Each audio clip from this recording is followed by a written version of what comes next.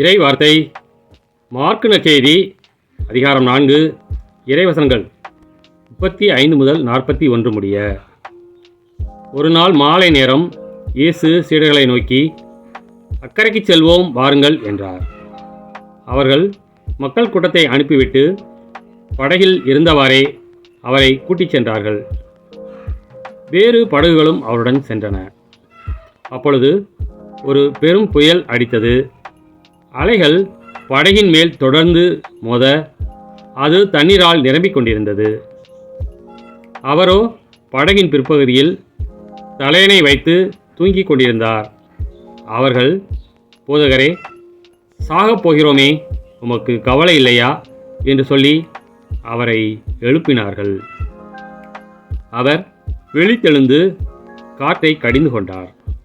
கடலை நோக்கி, இறையாதே, அமைதியாயிரு என்றார்.